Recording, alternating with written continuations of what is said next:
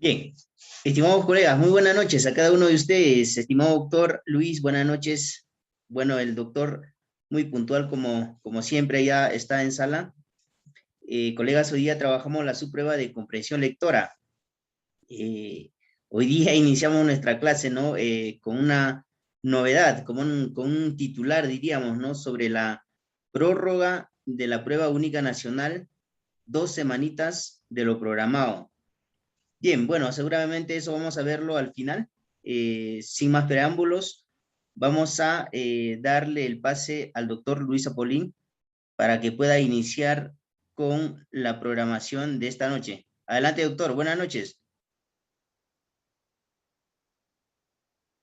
Noches, muy buenas noches, estimados colegas, tengan todos y cada uno de ustedes, ¿no? Muy bien, a ver, iniciando hoy día con nuestra quinta sesión, ¿no? Nuestra quinta semana. Tal como el profesor Reimer ha mencionado, ya es una noticia que me imagino que todos deben conocer y que sí, definitivamente se ha indicado, se ha señalado en el Ministerio de Educación de que se prorroga hasta el 13 de noviembre, pero si nos ponemos a pensar, colegas, son solamente 2 semanas. ¿No? No es mucho, en realidad solamente son 2 semanas. Bueno, al margen de esta noticia, como siempre lo he mencionado, estimados colegas, no hay que caer en la especulación ni tampoco en el desánimo de pensar de que quizá van a colocar una valla menor, de que quizá van a eliminar algún tipo de prueba. Todo parece indicar que no va a ser así, por lo menos hasta donde tenemos en cuenta, ¿no? Y probablemente no lo sea, colegas, ¿ya? Así que no hay que estar pensando en esa situación probable, ¿no? Muy bien. A ver, vamos a iniciar nuestra quinta semana, como siempre, haciendo un pequeño repaso de lo que habíamos ya avanzado en las anteriores sesiones. Y, a ver, les muestro, colegas, lo que nos correspondía hacer hoy día. Buenas noches, colega Yesenia. ¿Qué tal? ¿Cómo está? Muy bien. A ver, aquí estamos. Ya está. Perfecto. Muy bien. Hoy nos toca revisar el tema de la tipología textual, los famosos tipos de texto. De acuerdo a la prueba, nosotros tenemos que conocer y desarrollar una cierta cantidad de tipos textuales. Ahora bien, hoy día también, como ustedes se van a percatar, vamos a explorar cuáles son las tipologías y de qué manera el ministerio las plantea, por lo menos para el examen que ya está programado para el 13 de noviembre.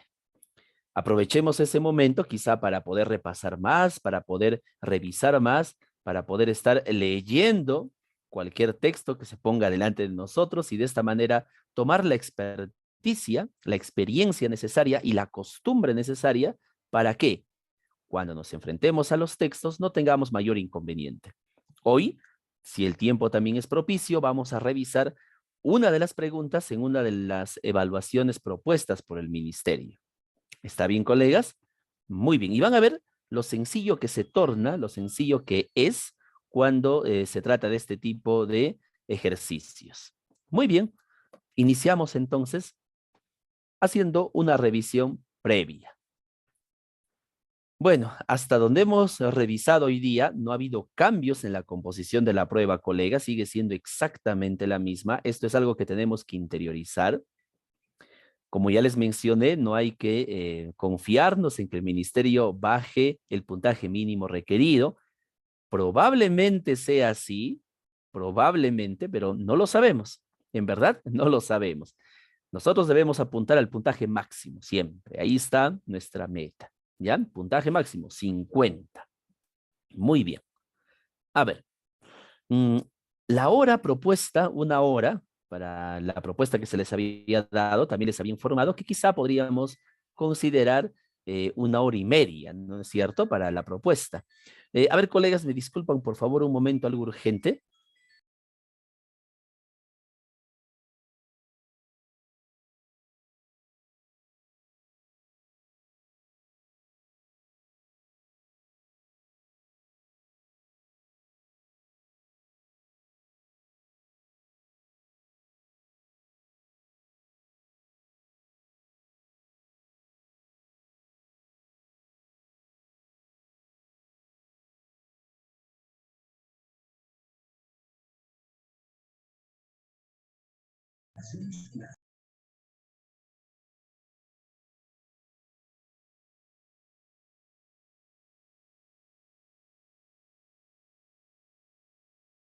Muy bien, disculpen colegas, era algo que teníamos que atender de manera urgente, pero volviendo a este punto, ¿no? No ha habido mayores cambios, no hay cambios en realidad en la composición de la prueba hasta el día de hoy, por lo menos. Muy bien. A ver, vamos a hacer un repaso, una revisión total y absolutamente necesaria. Esta parte yo necesito, y ustedes se habrán percatado de que hacemos esta retroalimentación. Acá va a ser a quinta, sí. Esta semana va a ser la última que vamos a hacer esta retroalimentación. A partir de las siguientes vamos a enfocarnos en las prácticas dirigidas, como ustedes se van a dar cuenta. Es menester, es sustantivo que ustedes interioricen todo lo que se relaciona con el tema. Como ya hablamos la clase pasada, el tema, la idea principal, el subtema y las ideas secundarias vienen a ser preguntas de inferencia. Y esas preguntas van a venir en el examen, colegas, por favor, ¿ya? Si un colega, cualquier colega, identifica adecuadamente el tema y la idea principal de cualquier texto, tenga por seguro que va a poder acertar plenamente todas las respuestas, todas las preguntas que se le coloquen delante. Ténganlo por seguro. Recordemos 3 formulaciones básicas para el tema, así, rapidísimo. Siempre es la pregunta clásica de qué o de quién se hablan. Cuando se trata de un texto narrativo, y si yo me pregunto de qué se habla, probablemente vamos a tener problemas para identificar el tema. ¿Por qué razón? Porque en un texto narrativo, los textos son, los personajes suelen ser múltiples e incluso cumplen diferentes acciones que se necesitan para la comprensión adecuada de todo el discurso narrativo. Por ende, es más recomendable no preguntarse de quién hablan, sino de qué hablan. ¿Ya? Esto nos ayuda a enfocarnos mejor cuando se trata de un texto narrativo. Igual sucede con un texto argumentativo, por ejemplo. Si esta pregunta no es suficiente, podría preguntarme cuál es la causa del asunto tratado en el texto o simplemente cuál es la causa que origina lo que está plasmado en el texto. El origen. Y si esta pregunta no es suficiente, simplemente viene la más lógica. ¿Cuál es la idea o palabras que más se repiten, ahí debe ser repiten, en la lectura? En un texto narrativo, esto funciona muy bien. ¿Cuál es la idea o palabras que se repiten con mayor frecuencia? En un texto narrativo esto funciona. ¿Por qué? Porque son acciones. Ya lo veremos posteriormente. Profesor, ¿en una argumentación funciona? También, también. Bueno, en realidad funciona en todo, pero les estoy dando básicamente cómo podría funcionar en un texto narrativo, ¿no? En este caso, sí, funciona. Hoy vamos a ver justamente ese tipo de textos. Ya. Recordemos entonces el tema. Muy bien. Nos pueden preguntar también, el texto versa sobre, se están preguntando por el tema. El título. El título se entiende como igual a tema. Título igual tema. Entendamos eso, ¿no? Eso es bastante sencillo. Nos van a preguntar cuál sería el probable título del texto. Bueno, es lo mismo que el tema. O simplemente es el tema más lo que más destaca del mismo. O, y esta pregunta viene aquí, ¿cuál es la estructura del texto? Estructura entendida no desde el plano, digamos, del discurso en sí o de la superestructura en sí, sino de los componentes del propio texto, que pueden ser, por ejemplo, una afirmación general, ejemplificación, conclusión, definición, caracterización, ejemplificación, detalles. Hay un sinfín de propuestas posibles en torno a la estructura textual. Muy bien. Excelente. Título igual a tema. Recordemos cómo funcionaba el asunto de la idea principal. La pregunta que siempre se tienen que hacer, estimados colegas, a ver, recomendación, si en el texto no nos piden la idea principal, nosotros tenemos que sacarla, ¿ya? Leemos el texto y tenemos que pensar, a ver, ¿cuál será la idea principal? Háganlo, háganlo por favor. Acostúmbrense a que la mente automáticamente en cualquier tipo de lectura encuentre ideas principales y encuentre temas. Eso, colegas, les aseguro, va a garantizar que ustedes van a acertar con las preguntas que se les coloque enfrente. La pregunta clásica es esta, ¿no? ¿Qué se dice del tema? ¿Qué se dice, o del subtema si se trata de una idea secundaria? O también puedo preguntarme cuál es la idea que mejor resume el texto. O simplemente, si se trata de una argumentación, podría preguntarme qué idea sostiene o afirma el autor. Esto funciona muy bien para textos argumentativos, la última pregunta. Sin embargo, la primera es la que, digamos así, mejor destaca entre todas. ¿Qué se dice del tema? ¿No? Muy bien. Estamos repasando, estamos revisando todo lo que nosotros habíamos ya revisado la sesión anterior. A ver, seguimos explorando un poco. Para el subtema era esencialmente lo mismo que el tema, en esencia es lo mismo que el tema, pero la única diferencia es que ya no me pregunto por todo el texto, sino por el párrafo. ¿Lo recuerdan? Me preguntaba ya no qué se dice del, o de quién o de qué se habla en el texto, sino de qué o de quién se habla en el párrafo. Y las cuestiones y preguntas tienden a ser lo mismo en cada uno de ellos. Muy bien. Perfecto. Algo similar ocurría con las ideas secundarias o las ideas de apoyo, como también lo pueden encontrar ustedes en algún tipo de evaluación. Las ideas secundarias derivan de la idea principal o le sirven de apoyo. Y la pregunta más obvia que me puedo hacer para extraer una idea secundaria es simple. ¿Qué se dice del subtema? Es decir, de ese tema que está dentro de cada uno de los párrafos. Muy bien. Ojo que aquí cuando hablamos del examen que vamos a tener el 13 de noviembre, colegas, de aquí a un poco más de un mes, es un examen en el cual se centra en este tipo de formas. Cuando hablamos de párrafo, estamos hablando de un párrafo formal necesariamente. Por lo menos eso es lo que nos manifiesta el ministerio, un párrafo de tipo formal, mayúscula y punto aparte. Como les había mencionado, también existen párrafos conceptuales, más eso es algo que no implica, por lo menos hasta donde vemos en las evaluaciones, o no es propio del examen de los concursos ni de contrato ni de nombramiento. Muy bien. A ver. Y luego habíamos hablado un poco sobre la intención o el propósito del texto. Para extraer la intención o el propósito del texto, la pregunta inevitable, ineludible era, ¿cuál es la idea principal del texto, de la lectura? Entonces, para ubicar el propósito o la intención, simplemente ubicaba la idea principal y delante le colocaba un verbo en infinitivo. Todo conforme al tipo de secuencia dominante del texto. ¿Secuencia dominante, profesor? Sí, lo que vamos a revisar justamente hoy día. Muy bien. Hasta aquí, colegas, porque luego va a venir una revisión, pero ya bastante general. Hasta aquí. ¿Algún detalle? ¿Alguna consulta? ¿Alguna inquietud? A ver, les escucho, colegas. Depende de ustedes.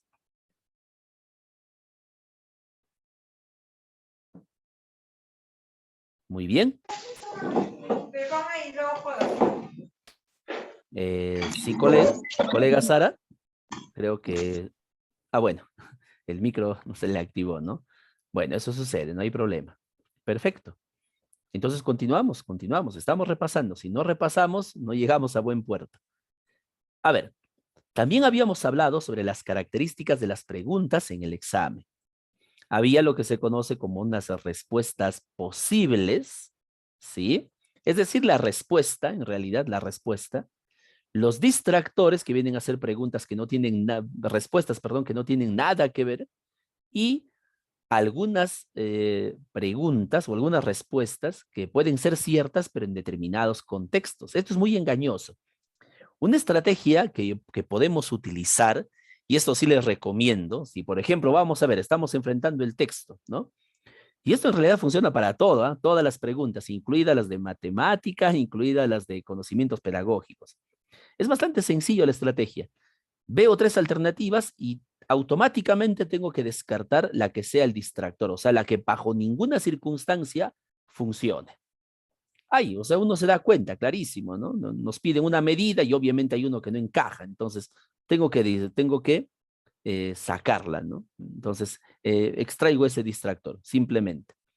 Entonces me va a quedar dos respuestas posibles, 50-50. Lo mismo ocurre con comprensión lectora. Tengo que descartar una, pero tengo que estar muy seguro de que esa es justamente que no tiene nada que ver con el texto, ¿no? O sea, está totalmente jalado de los pelos.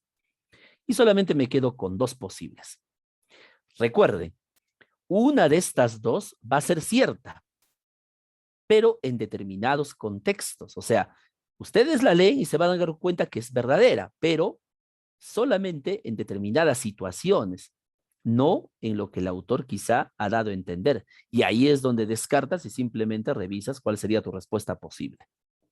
Digamos que esto es un recurso de último momento, sería la última carta a jugar cuando ya necesitas cerrar quizá las pruebas y todavía tienes la duda entre una o más preguntas, ¿no? Recuerden que todo lo que se hace en comprensión lectora tiene que estar únicamente ceñido a lo que nos menciona el texto, ¿sí? No puede irse jamás más allá. Y para obtener la respuesta necesito un conocimiento previo, ¿no? Que no contamine demasiado las ideas del texto en sí, y todo depende del nivel taxonómico erigido, ¿no? Exigido. La taxonomía de Bloom, habíamos hablado también sobre el tema de la taxonomía de Bloom. Muy bien. Luego, la clase anterior también hicimos mención sobre los tipos de inferencia. Sea cual sea el tipo de inferencia, estimados colegas, nosotros debemos de entender que la inferencia esencialmente es extraer información del texto a partir o afirmar algo del texto a partir de la información con la cual contamos. Esencialmente es eso la inferencia. Por lo tanto, una respuesta que sea literal a lo que dice el texto no es la respuesta. Si nos dan tres alternativas y una de ellas nos da algo o nos afirma algo que está en el texto literalmente, obviamente no es la respuesta y nos quedamos con dos nada más. Esto es típico también en las preguntas de inferencia, ¿ya? Procuren descartar la alternativa que contenga una información que en el texto lo dice literalmente, eso ustedes simplemente lo descartan. Muy bien. Puede ser una inferencia léxica, había también inferencias explicativas. Esto lo vamos a desarrollar con mayor cuidado la siguiente sesión.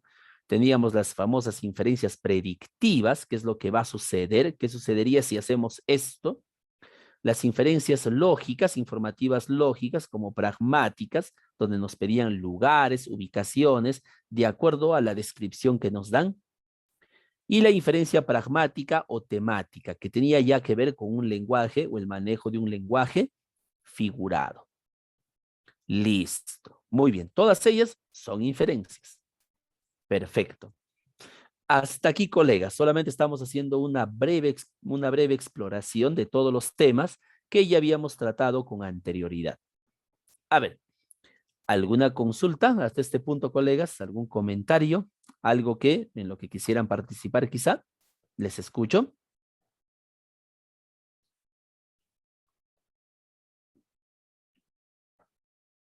Muy bien, muy bien. Parece que todo está quedando muy claro. Así que vamos y comencemos a inspeccionar, comencemos a hablar un poco sobre lo que nos compete hoy día. Hoy hablaremos sobre la famosa tipología de Egon Werlich, 1976. Profesor, ¿por qué vamos a hablar de un libro que habla sobre la gramática textual del inglés? Efectivamente, este libro, por cierto, no tiene traducción al castellano. Solamente algunas partes están traducidas al castellano, ¿ya? El- la mayor parte, o todo el libro en realidad, está en inglés y todavía no hay una traducción oficial, por lo menos, del inglés hacia el castellano. Hay fragmentos nada más. 1976. Profesor, ¿y esto qué tiene que ver con la tipología? El Ministerio de Educación utiliza la tipología de Egon Werlich para plantearnos sus exámenes. Esto no lo digo yo, está en la misma página del ministerio. Ustedes revísenlo, ¿ya? Está ahí. Y también lo utiliza también esta tipología y toda la conceptualización para desarrollar los exámenes de la famosa evaluación S. Revísenla. Es la tipología de Egon Werlich. Muy bien. Claro, es un texto basado en el inglés, pero que fácilmente se puede extrapolar al castellano, y eso es lo que ha hecho el ministerio, ¿no? Considerando una adaptación del mismo sistema. A ver, les voy a mostrar la tipología. Aquí está. En realidad, aquí falta uno de los tipos base, pero no la he colocado por una razón bastante sencilla. Es que en las evaluaciones que nos da el ministerio y que nos va a tomar seguramente el 13, no aparece ese tipo de base. Luego les voy a decir cuál es, ya les voy a decir cuál es y la razón, bueno, la razón por la que no aparece, la verdad que no lo sé, pero no aparece, simplemente lo hemos revisado todos los exámenes y dentro por lo menos de la subprueba de comprensión lectora no figura. ¿Podría aparecer? Sí, por eso se las voy a mencionar nada más, para que lo tengan en cuenta. Egon Werlich utiliza el término tipos de bases, no utiliza el término tipología textual como tal, lo que utiliza es el término tipos de bases. Es decir, que todo texto tiene un texto fuerte o un texto base, o también conocido como una secuencia dominante. Mejor dicho, colegas, un texto puede contener diferentes tipologías. Un texto puede ser narrativo, luego viene a ser expositivo y termina siendo argumentativo. ¿Lo ven? Siempre es así. Un texto puede ser puramente narrativo, ¿sí? Puede ser, o puramente expositivo también, pero a veces se mezcla.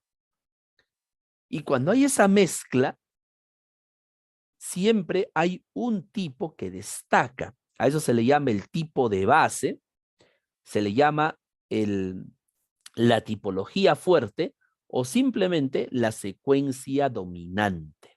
Recuerden ese término. En el examen tal vez no nos pregunten cuál es el tipo de texto, sino nos pregunten cuál es la secuencia dominante del texto o la tipología de acuerdo a la secuencia dominante textual. Aunque tal vez lo enredan un poco, ¿no? Pero nos pueden preguntar, sí, o sea, ¿cuál es la secuencia dominante? ¿Ya? Egon menciona 5 secuencias dominantes. Aquí solamente he colocado 4. Ya les voy a decir cuál es la otra. La primera es la secuencia dominante descriptiva. ¿Cuál es la operación cognitiva que interviene en este tipo de textualidad descriptiva? Lo que nos interesa, según Egon, es la estructuración del espacio, cómo está formado. Por eso, en una descripción, priman y dominan los adjetivos, porque los adjetivos nos permiten justamente conocer la estructuración del espacio. ¿Ya? Ahí está. Esa es la primera, esa es la primera. Luego vamos a hablar un poco más sobre cada uno de ellos. La segunda es la secuencia dominante narrativa. ¿Cuál es la operación cognitiva que acaece aquí?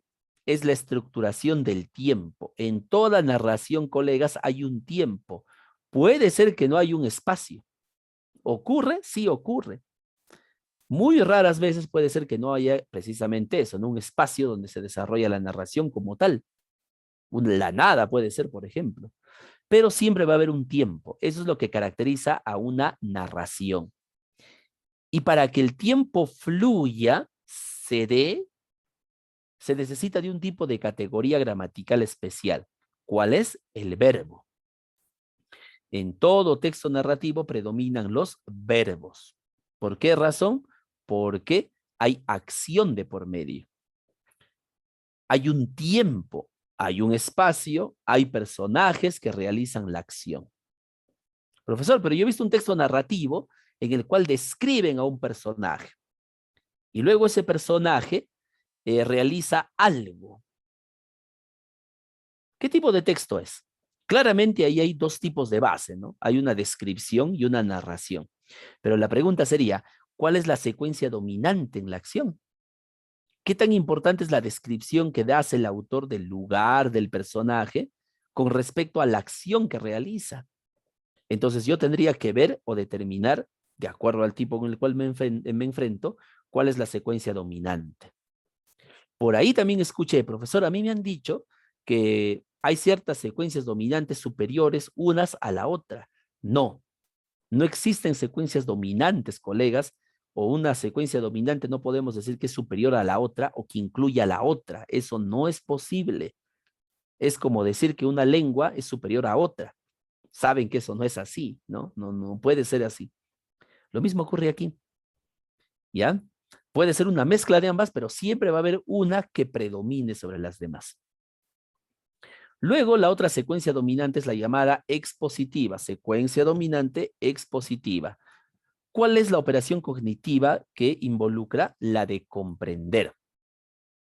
Una exposición exige de la persona que lee que esta persona comprenda lo que quiere manifestar el autor de manera literal, objetiva, concisa y de manera explícita. Comprender no es lo mismo que entender. Una persona puede entender algo en relación a sus conocimientos previos, en relación a sus prejuicios, en relación a sus propias limitaciones cognitivas, mas no puede comprender las cosas de una manera distinta a las que el autor da. Y en el examen, estimados colegas, lo que buscan es que nosotros comprendamos. Profesor, esto está raro. A veces les decimos, oye, haz un resumen, profesor, de lo que entienda, sí, de lo que entiendas. Eso está mal, porque nosotros podemos entender de múltiples formas, de múltiples maneras, e imagínense nuestros estudiantes cómo entenderán las cosas. Así que la palabra adecuada no sería, haz lo que entiendas, ¿no? ¿Entendiste? No. ¿Comprendiste? Son cosas distintas, ¿ya? Hay que tener mucho cuidado con eso. ¿Qué tipo de categoría gramatical domina en una exposición? Bueno, en una exposición en realidad dominan muchas categorías gramaticales, pero como abundan las afirmaciones, obviamente dominan también los verbos, pero sobre todo los sustantivos, porque lo que interesa en una exposición es la presentación. Y para presentar, si bien es cierto, utilizo verbos, utilizo adjetivos, son los sustantivos los verdaderos protagonistas. Un texto expositivo, por ejemplo, te va a hablar sobre las clases semipresenciales, ¿ya? Entonces, si se dan cuenta, todo gira en torno a ¿qué? Las clases y su adjetivo, semipresenciales. ¿Lo ven? Así que hay un dominio de diferentes categorías gramaticales, pero en esencia dominan o tienen como eje central los sustantivos. Muy bien. Y por último, la secuencia dominante o el tipo de base argumentativa. Algunos consideran que es la más difícil. En realidad no lo es. Parece que fuera difícil porque la operación cognitiva que nos exige es la de juzgar, es la de valorar, es dar una opinión. Y para que nosotros podamos dar una opinión valedera, se supone que debemos haber hecho algo antes. ¿Qué es ese algo antes que tenemos que hacer? Comprender. Si no comprendemos algo, simplemente no podemos pasar a juzgarlo, ni a valorarlo, ni a criticarlo, y mucho menos a apreciarlo. ¿Está bien, colegas?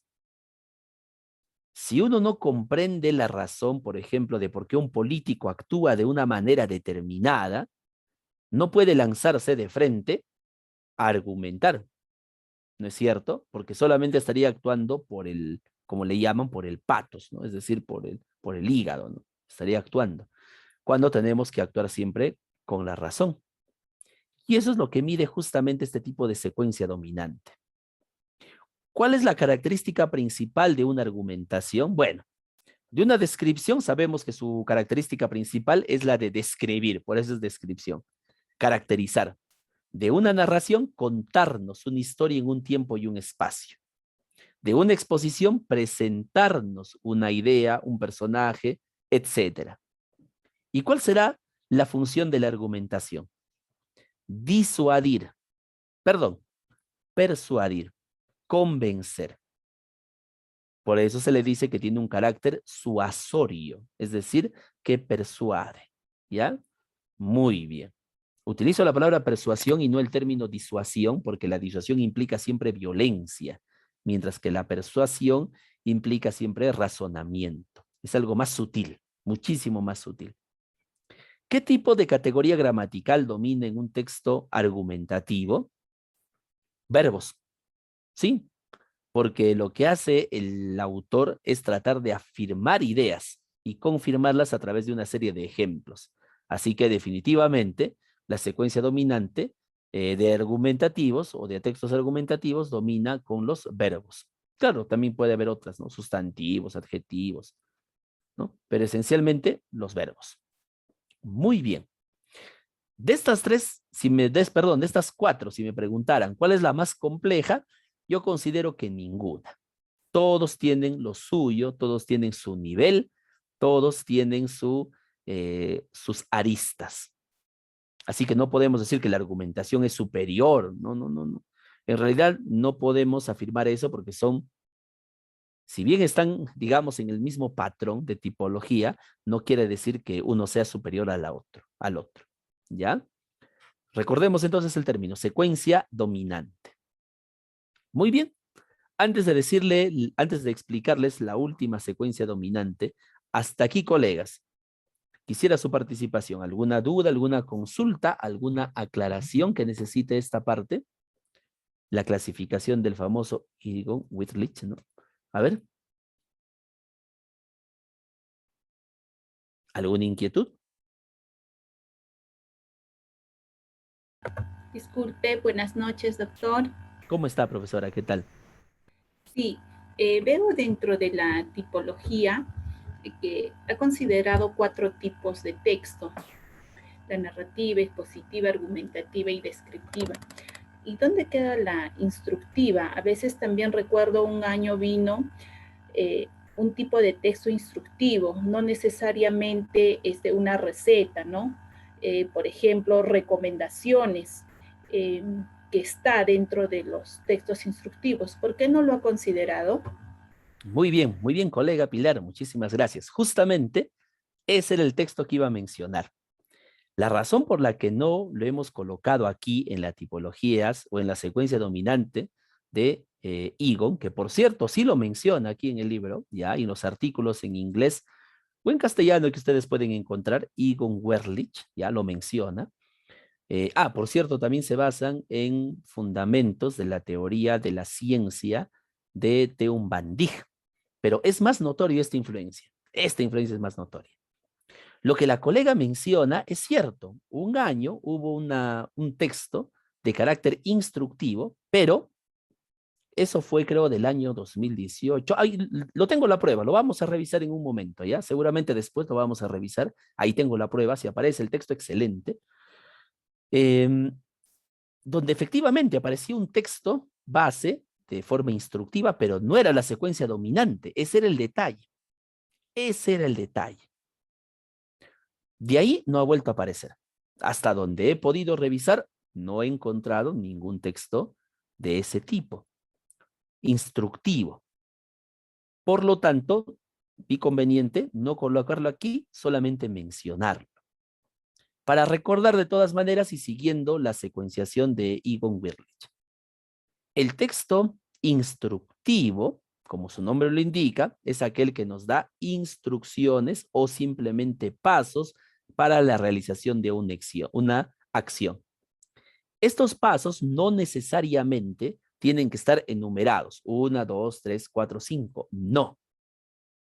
Pueden ser parte de una estructura en la cual nos da a entender justamente esa secuenciación.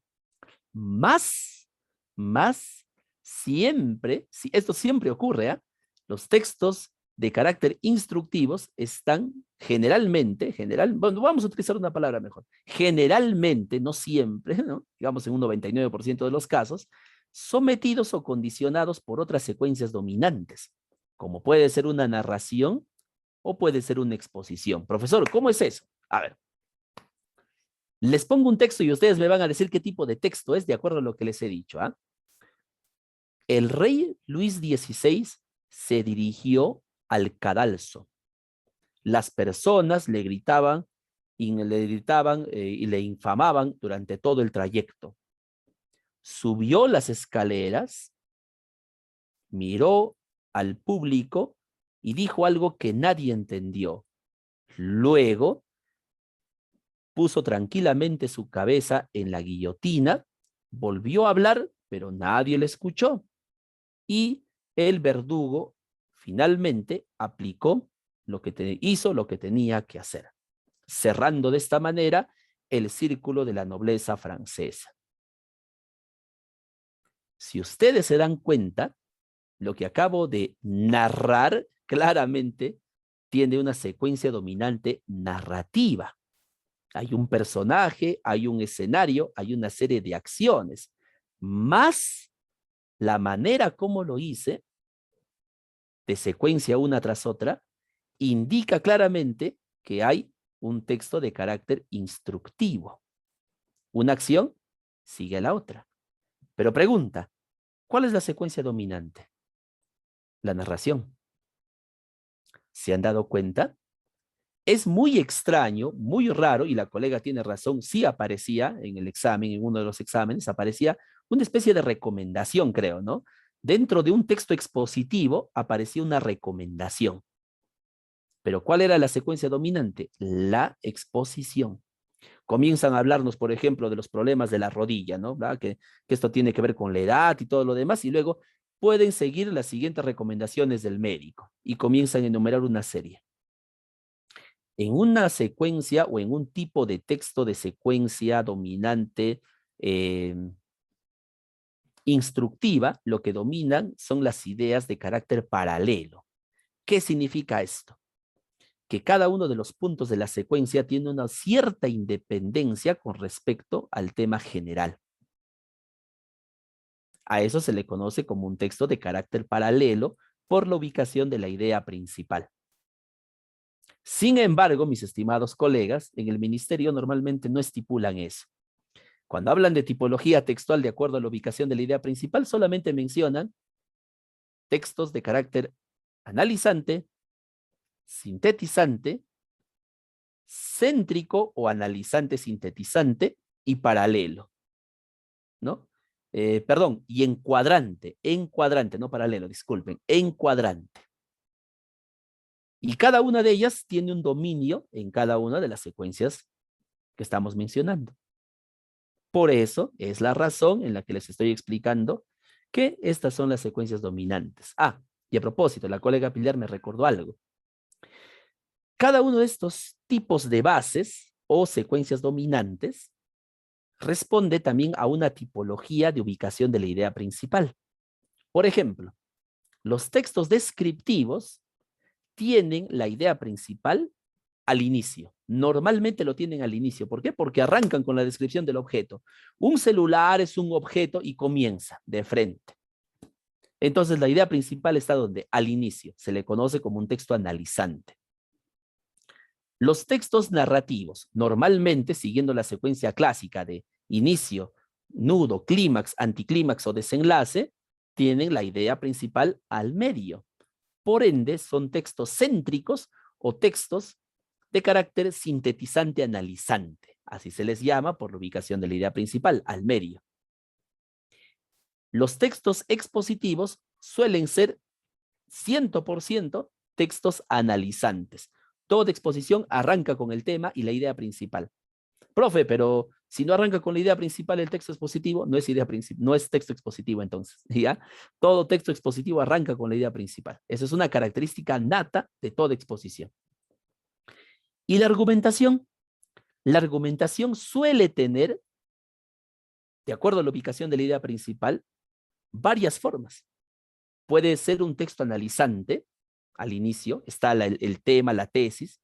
Puede ser un texto de carácter sintetizante, analizante. Al medio puede ser que tenga la idea principal, ¿no? Después de haber argumentado, y al medio pone la tesis, la postura. O puede ser incluso un texto sintético, donde la idea principal esté al final. A manera, después de haberte hablado todo, pone una afirmación al final. O, que es más común, un texto en cuadrante. Idea principal al inicio, argumentos, idea principal al final, redondeando la idea. A eso se le llama un texto en cuadrante. Si ustedes encuentran un texto en cuadrante, mis estimados colegas, es fijo un texto argumentativo. Es fijo un texto argumentativo. Ya, o sea, ni lo duden. Si encuentran la idea principal aquí, luego siguen leyendo, luego esa misma idea redunda al final, es argumentación. O sea, ni lo duden ya, esto es un argumento.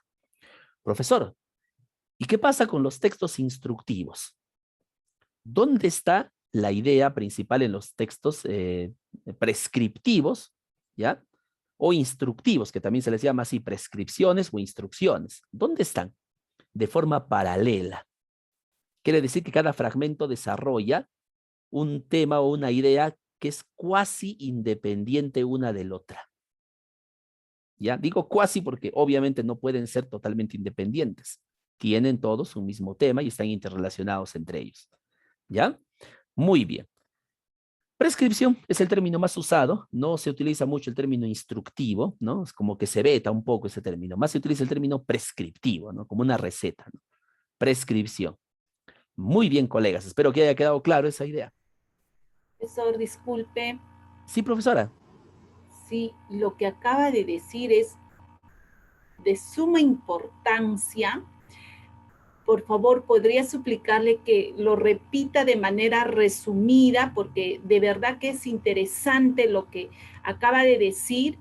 Eso nos va a ayudar bastante cuando se nos presente el texto, inmediatamente ubicar la idea principal. Eso usted muy bien nos está aplicando como estrategia para que nosotros ubiquemos en los textos cuando se nos presente, pero a esto usted lo ha añadido su estructura, ¿no?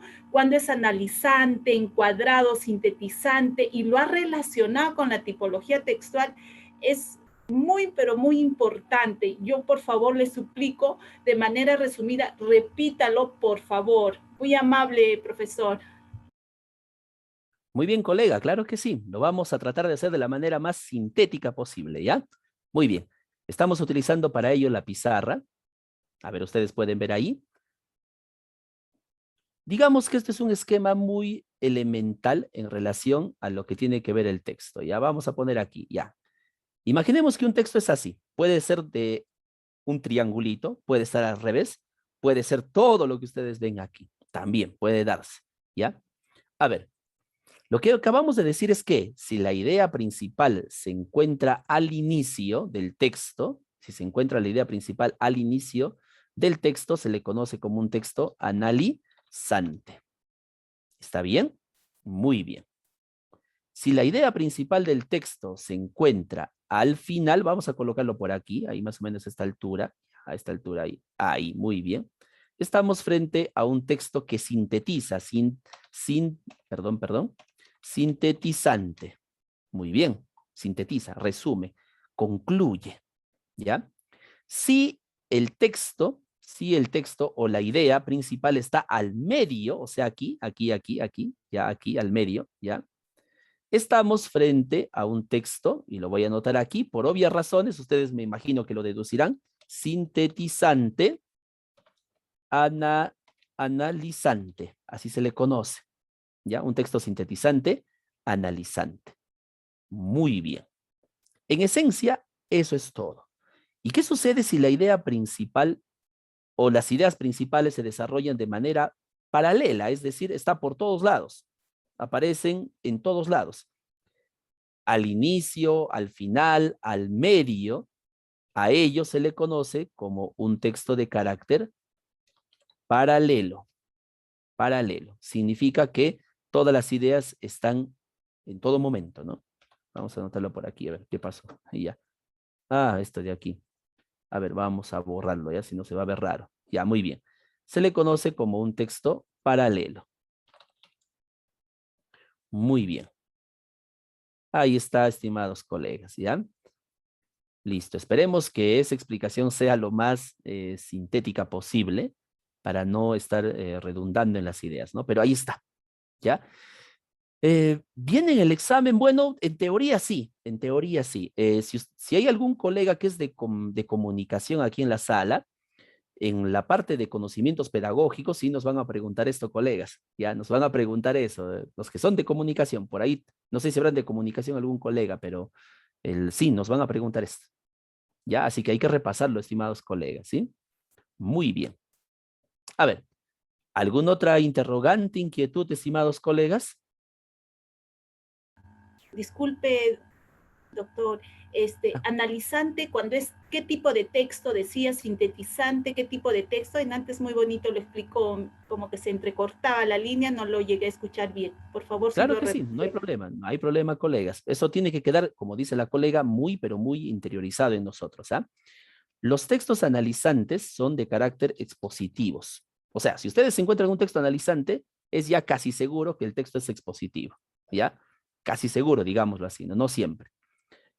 Si ustedes encuentran, colegas, un texto de carácter sintetizante, ¿ya? Sintetizante, lo más probable es que ese texto sea de carácter argumentativo. Eso es lo más probable. No siempre puede ser así. Aquí no hay matemáticas de por medio, ¿no? Un texto sintetizante analizante, normalmente, voy a jalarlo por aquí a ver la flechita. Y ahí está la flechita. Normalmente puede ser un texto narrativo. Un texto de carácter narrativo. El clímax de una narración está justamente al medio de la historia. No siempre, pero normalmente está ahí, ¿no? El clímax, ¿ya? Entonces es un texto narrativo. Les mencioné también otro tipo de texto. Les mencioné el famoso texto paralelo. El problema es que el dibujo no es de esta manera, ¿ya? El dibujo para un texto paralelo sería el siguiente. Lo voy a hacer aquí, ¿ya? Lo voy a hacer aquí chiquitito. A ver, el dibujo para un texto paralelo sería más o menos el siguiente. Mm, bueno, no me salió muy derechito, ¿ya? No nos permite la herramienta, ¿no? Ya, más o menos así, así. ¿Esto qué significa? Que la idea principal, cuando se trata de un texto paralelo, se encuentra al inicio, un texto paralelo, y esa idea se repite, claro, con otros términos, con otras palabras, al final. A esto se le conoce, y lo voy a anotar aquí, con el nombre de un texto paralelo. Perdón, me estoy confundiendo, disculpen. Encuadrante, encuadrante. Se le conoce como un texto encuadrante. Recuérdense de cuadrado, encuadrante. Encuadra, ¿no? Encuadra ahí. ¿Ya? A eso se le llama un texto encuadrante. ¿Cuándo es un texto paralelo? Cuando en todos lados está la idea principal. Eso es un texto paralelo. ¿Y cuándo ocurren estos textos paralelos? Normalmente cuando se tratan, y lo voy a jalar aquí, colegas, cuando se trata de un texto de carácter instructivo. Instructivo. Ahí está. Listo. Eso también me faltó indicar, ¿no? Disculpen que no haya salido muy bien el dibujo del encuadrante, pero no tenemos la herramienta, ya no tenemos la herramienta aquí en la pizarra. Muy bien. Listo, colegas. Espero que haya quedado claro. Espero que todo esté bien en relación a ese punto. Muy No, bien. disculpe, Sí, decía sí, también profesor. cuando la idea principal se encuentra en el último párrafo. Habíamos visto varios textos que la idea principal estaba en el último párrafo. En todo caso sería sintetizante también. Dentro del gráfico no lo ubicamos. Muy bien, profesora. Claro que sí, aquí está. Mire, es un texto sintetizante.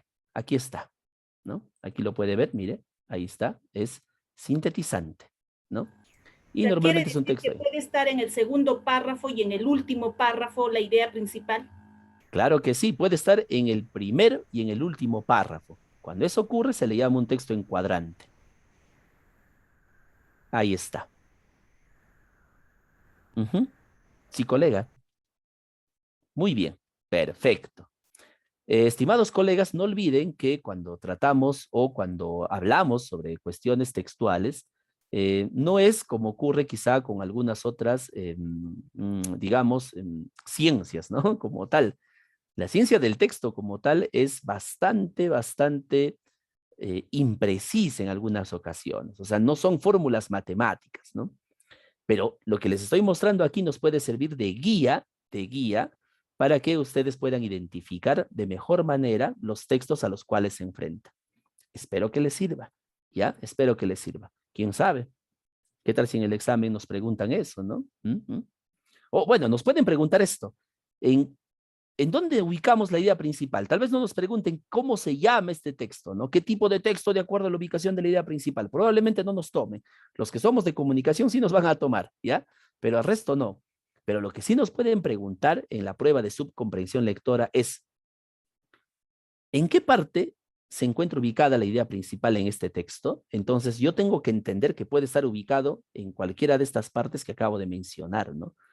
Inicio, final, puede ser paralelo o puede ser encuadrado, ¿no? Puede darse. Así como teoría, no nos van a preguntar. Eso lo tengo más que seguro, que no nos van a preguntar así como teoría, como lo ven aquí. Nos van a preguntar por cuestión práctica. Muy bien, colegas. ¿Alguna otra consulta? ¿Algún otro detalle, colegas? A ver, les escucho. Espero que todo esté quedando en orden. Muy bien, muy bien. Quitamos la pizarra. Perfecto. Listo. Bien, colegas, al igual como hacemos siempre antes de ingresar a nuestra práctica dirigida, ¿ya? Vamos a tener nuestro pequeño receso, nuestro pequeño break de 5 minutos, solamente 5 minutitos, ¿ya? Para esto vamos a emplear nuestro ya conocido temporizador de 5 minutos. A ver, para que no se distraigan y no se vayan tampoco, ¿no? Solamente son 5 minutos, colegas, a 5 minutitos, por favor. Voy a poner el sonido. A ver, vamos a poner el sonido de colegio. Ya, ahí está. Escuchan la campana, colegas. Todos aquí conmigo. Ya vamos a tomar agüita, vamos a relajarnos, estirarnos. Volvemos, 5 minutos, nos desconectamos.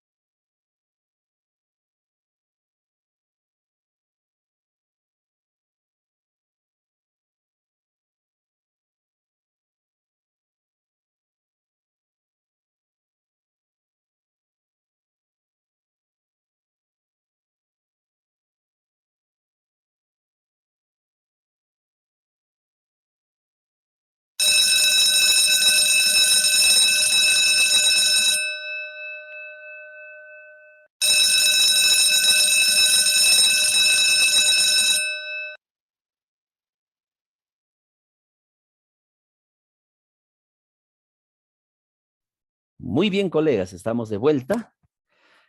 Ahí recordando un poco el timbre del colegio, ¿no? Para aquellos que no hemos vuelto todavía a la semipresencialidad. A ver, vamos a comenzar entonces con nuestra práctica dirigida. Espero que todos lo tengan.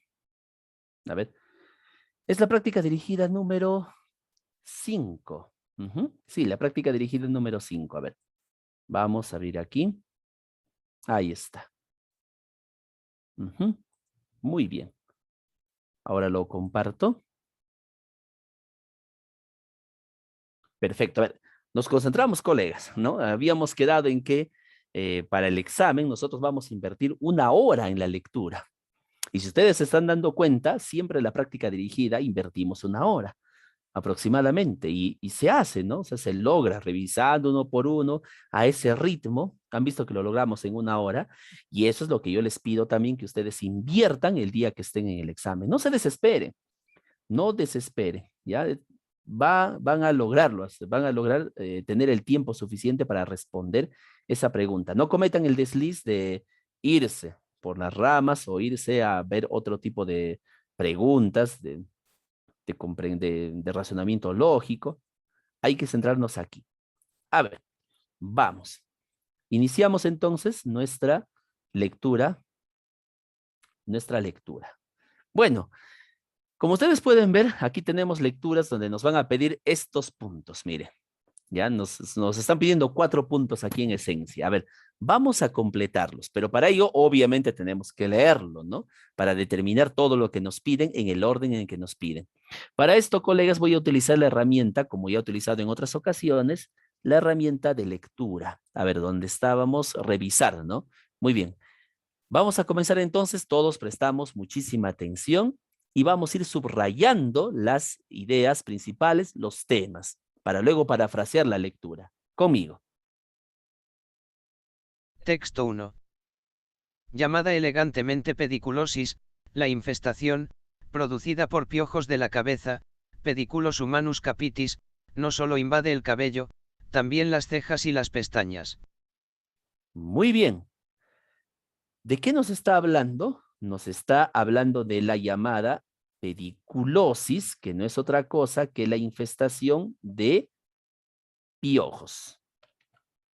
Muy bien, listo. Sigo leyendo. Los piojos, pediculus, son insectos considerados parásitos, dado que durante la totalidad de su existencia viven y se alimentan a expensas de otro ser vivo, en ese caso, el ser humano. Durante su desarrollo presentan 3 etapas evolutivas: huevos y liendres, ninfas y adultos. Muy bien. A ver, obviamente aquí me sigue hablando de los piojos y lo que está haciendo es definirlos. Los define como parásitos. Y luego, al final, nos anuncia que va a hablarnos de 3 etapas evolutivas. ¿De quién? De dichos piojos. A ver, ¿será cierto ello? Verificaremos nuestra idea. Seguimos. Los huevos son de forma oval, alargados. Son de color blanco aperlado y opaco, miden aproximadamente 0,5 milímetros de largo. La hembra los deposita y fija firmemente en el pelo a través de una sustancia cementosa. Con una buena alimentación, temperatura adecuada, eclosionan los 9 días. Muy bien. Si nos damos cuenta, estimados colegas, esta parte nos está describiendo, ¿sí? Describiendo sobre la primera etapa. ¿Cuál es esa primera etapa? Los huevos. Es todo lo que necesito subrayar, que nos está describiendo la primera etapa. Profesor, el texto es un texto descriptivo. Seguiremos. Vamos a ver. Segunda etapa. Voy subrayando. A ver, vamos con la lectura. Los ninfas o piojos inmaduros tienen un tamaño menor al de los adultos, estado al que llegan entre 15 a 20 días. Muy bien, sigue describiendo efectivamente. Luego nos habla del piojo maduro. A ver, vamos a leer, ¿ya? Vamos a leer. El piojo maduro es de color grisáceo y mide de 2 a 3 milímetros de longitud. Posee 3 partes de patas con pinzas que le facilita la adhesión al pelo. La hembra es un poco más grande que el macho, vive un mes y pone de 7 a 10 liendres al día. Excelente. Muy bien, colegas. Si me pongo a pensar, ustedes se van a dar cuenta, profesor, el texto nos está presentando a la llamada infestación por piojos. Eso es cierto. Pero solamente lo menciona en el primer párrafo. A partir del segundo párrafo, hay toda una secuencia dominante sobre estos piojos y sus etapas evolutivas. Y todo lo que domina son precisamente eso. Profesor, toda esta parte es un texto expositivo. Sí, es un texto expositivo, clarísimo, es un texto expositivo. Pero, la mayor parte del texto tiene una secuencia dominante de tipo descriptivo. Pregunta, ¿qué tipo de texto es, colegas? Por el chat, a ver, ¿qué tipo de texto es? ¿Es expositivo o es una secuencia descriptiva? Claro, obviamente es un texto descriptivo. Muy bien, colega Karina. Perfecto. Descriptivo. Muy bien, colega. Excelente, excelente. Ahora vamos a preguntarnos, ¿cuál es el tema? ¿De qué me habla el texto? Bueno, me dirán, del piojo. Muy bien, pero ¿qué del piojo? A ver, colegas, ¿cuál es el tema del texto? Las etapas de producción de reproducción del piojo. Muy bien, las Las etapas evolutivas del piojo. reproductivas del piojo. Listo. Muy bien, colegas. O también puede ser el piojo y sus etapas reproductivas. ¿No? No, perdón, disculpe. Evolutivas. Evolutivas, claro. O simplemente el piojo y sus etapas evolutivas, ¿no? O las etapas del piojo. Claro que sí, las etapas evolutivas del piojo, ¿no? A ver, vamos a silenciar porque por ahí se escuchaba algo. Ya, a ver, muy bien, continuamos. Entonces, tenemos lo siguiente, colegas. Ya tenemos esto, las etapas evolutivas del piojo. Pregunta, ¿cuál sería el título adecuado? Bueno, profesor, el título es este, pues. Ya, obvio, ¿no? El título es ese, ya. Pero vamos a tratar de distinguirlo. Por ejemplo, podría ser el título así. El piojo, etapas evolutivas. ¿Qué tal? ¿Podría ser? Sí, podría ser. O podría ser esto. El piojo, Si ustedes se dan cuenta, aquí está definiendo qué es el piojo y aquí recién me habla de sus etapas evolutivas. El piojo. Definición y etapas evolutivas. Ahí está. Tenemos dos títulos posibles. ¿Lo ven, colegas? Muy bien. Excelente. Sí, creo que una colega quería intervenir. Ya, bueno. A ver, continuamos. La idea principal. ¿Qué se dice de las etapas evolutivas del piojo? Pregunte, miren, ¿qué se dice de las etapas evolutivas del piojo? ¿Qué se dice de las etapas evolutivas del piojo? A ver, dígame, colegas. ¿Qué? Es bastante simple, ¿ah? A ver. Se dice de las etapas evolutivas del piojo que son, ahí está el verbo, miren, son 3. O que se dividen en 3 etapas. O bueno, 3 nada más. Listo. Ahí está. Y si desean pueden agregar incluso cuáles son esas 3, pues, ¿no? Se dividen en 3 y colocan entre paréntesis las 3 etapas. Huevo, ninfa y piojo maduro. Huevo, ninfa y piojo maduro. Listo. Ahí está. Ahí está el texto, miren. Se dividen. Ahí está el verbo. ¿Ya? Ahí está el verbo. ¿Qué tal? Y el texto, obviamente, el tipo, ya hemos dicho que es un tipo de texto expositivo, ¿no? Perdón.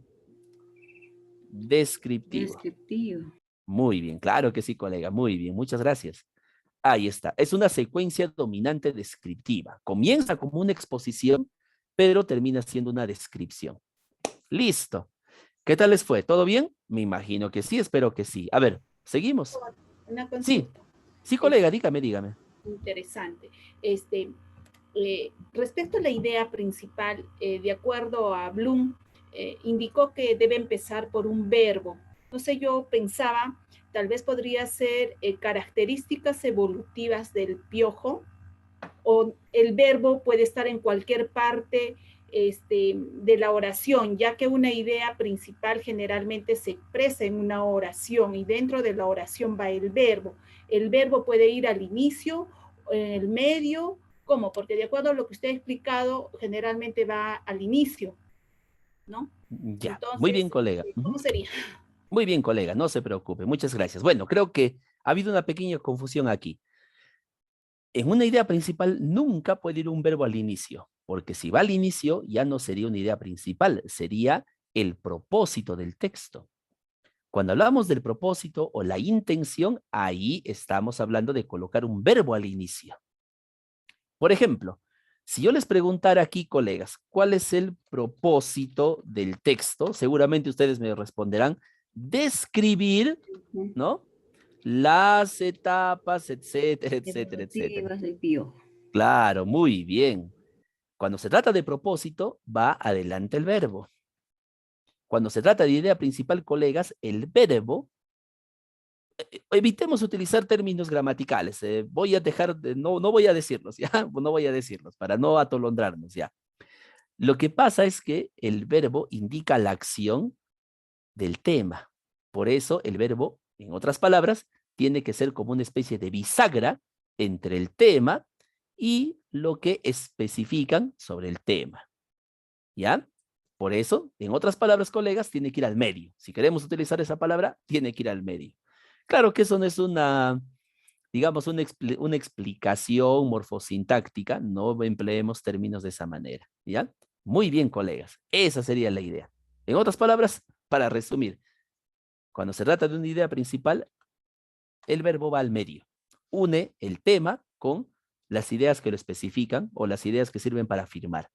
Si va al inicio el verbo, ya estaríamos hablando de propósito o intención. Muy bien. Espero que haya quedado claro, colega, haya quedado claro. Muy bien. Perfecto. Continuamos, vamos. 9 de la noche, recién temprano, ¿no? A ver, No lo vamos. borre lo de propósito, profe, por favor, considérelo. Ah, Muy ya, amable. claro, colegas, por supuesto, ahí está, ¿no? Ujú. Ahí está. ¿Qué tal si lo completamos, no? Incluso lo podemos completar ahí. Ahí está, ¿ven? Por favor. Muy bien, ahí queda, ¿no? Ya, listo. Lo incluimos también en el próximo, ¿ya? Vamos. A ver, tenemos aquí un solo texto. Vamos a darle una lectura total, ¿ya? A ver, para ello voy a utilizar como siempre, ya saben, nuestro... A ver, un momentito, parece que no les he compartido el sonido. Ah, sí está compartido, ya. A ver, escuchamos, colegas, ya tenemos un pequeño texto aquí, a ver qué tal nos va. El hombre primitivo, abrumado por la miseria y las dificultades de la lucha por la existencia, no se concebía al principal fuera de la naturaleza que lo rodeaba. Muy bien. ¿De quién nos habla? Nos habla del hombre primitivo, ¿no? Yo les hago una pregunta, estimados colegas.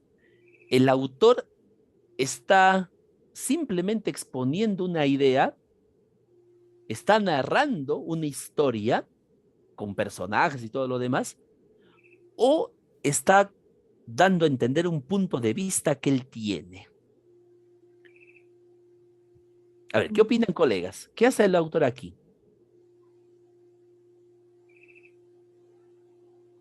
A ver, si yo les digo lo siguiente, los caballeros son aquellos que tienen que vestirse con traje de frac e irse muy bien por la vida. Obviamente estoy teniendo una posición en relación a un tema, ¿no es cierto? A ver, ¿qué tipo de texto será solamente leyendo esas dos líneas? A ver, colegas, ¿qué dicen ustedes? Expositivo. Ya, muy bien, puede ser, puede ser. Pero mejor, ¿qué les parece si terminamos la lectura y ahí tenemos una mejor idea, ¿ya? Vamos. A ver, muy bien. A ver, vamos, colegas, vamos, conmigo.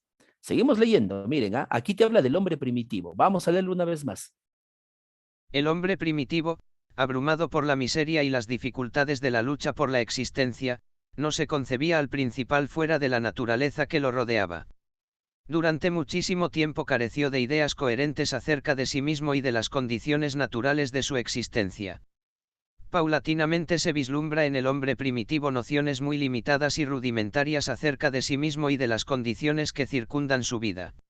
Muy bien. Nos habla del hombre primitivo que inicialmente no se concebía fuera de la naturaleza. O sea, el hombre primitivo se concebía como parte de la naturaleza y durante mucho tiempo fue así.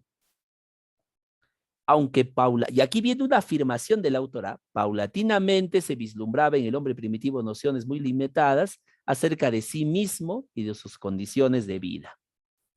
Esa es una afirmación. Por lo tanto, yo puedo deducir, al igual que la colega Roxana, que ese es un texto argumentativo. El autor está hablando de un tema, el hombre primitivo, que inicialmente no se concebía fuera de la naturaleza, pero que poco a poco comenzó a darse cuenta. Sigo leyendo. No es posible admitir ninguna clase de ideas religiosas inherentes desde el principio a la conciencia del hombre como sostienen los defensores de la religión. Otra afirmación. Toda esta es otra afirmación. Que el tema de lo religioso en realidad no era parte del hombre inicialmente. Sigo leyendo. Solo mucho tiempo después, el hombre primitivo, fue incapaz de comprender y explicar los fenómenos de la naturaleza con seres sobrenaturales, espíritus y fuerzas mágicas. De estas oscuras representaciones del hombre acerca de su propia naturaleza exterior surgieron los mitos y la religión. Muy bien.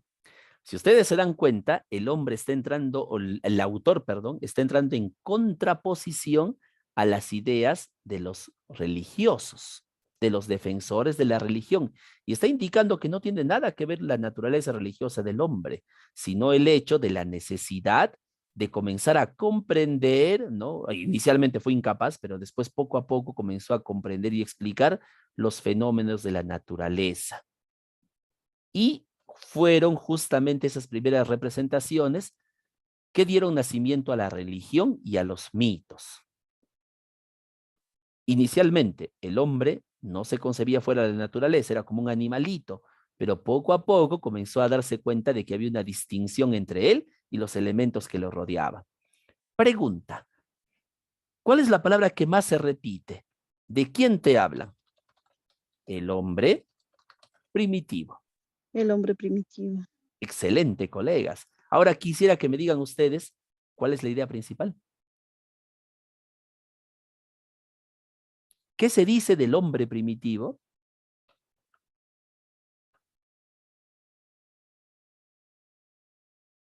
Que es incapaz de comprender los fenómenos naturales.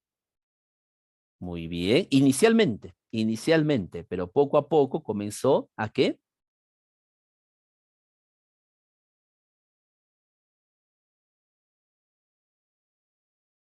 Aquí lo dice colegas.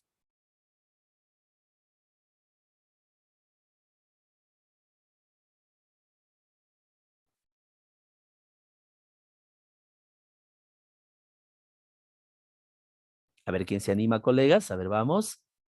¿Qué pasó con el hombre primitivo? ¿Qué se dice del hombre primitivo? El hombre primitivo, al inicio, a ver, Se vamos a ver qué dice. consideraba parte de la naturaleza, ¿cierto? Muy bien, muy bien. El hombre primitivo, Pero ya va dándose cuenta que es diferente a todo lo que le rodea. pero con el tiempo se desligó de esta idea. Muy bien. De sobre el texto, de cómo el hombre primitivo al principio se consideraba parte de la naturaleza, pero con el tiempo que pasó comenzó a desligarse de dicha idea, dando nacimiento a la explicación de los fenómenos y después al mito y la religión. Listo. Pero claro, no pongo todo eso porque todo eso deriva de esto. Aquí está nuestra idea principal.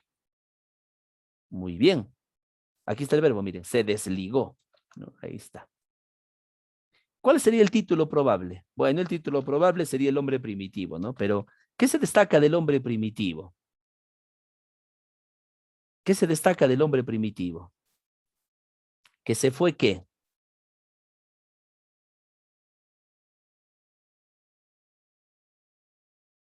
Que se fue alejando de la naturaleza. Pero el título puede quedar aquí. El título probable, el hombre primitivo. Ya, queda. Título, el hombre primitivo. Muy bien. O simplemente puedo decir título, el hombre primitivo escapa, ¿no? O si no, el escape del hombre primitivo, ¿no? O podría ser las...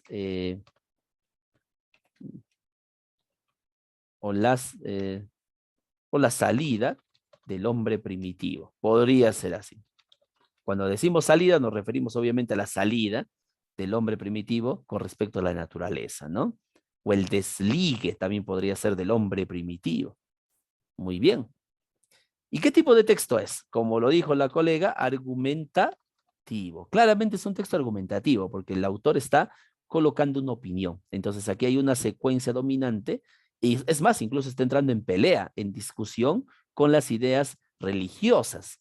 Por ende, es un texto argumentativo. Muy bien.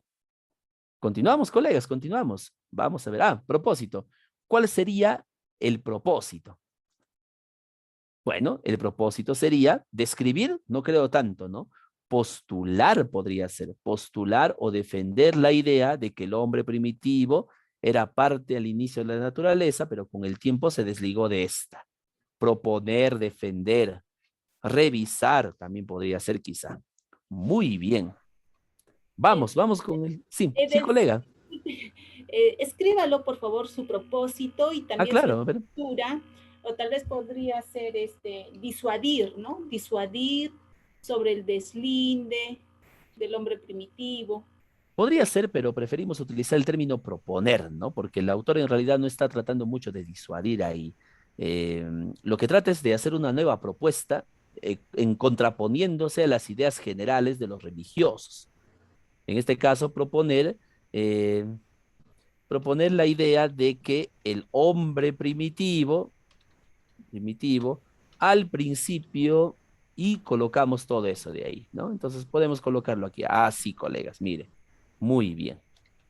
Listo. ¿Qué tal? Ahí está nuestro propósito. Proponer... ¿Cuál sería, doctor? Perdón, colega. ¿Su estructura cuál sería? ¿Se encuadra, por la estructura. analizante, qué es? Muy bien. ¿En qué parte encontramos esta idea principal?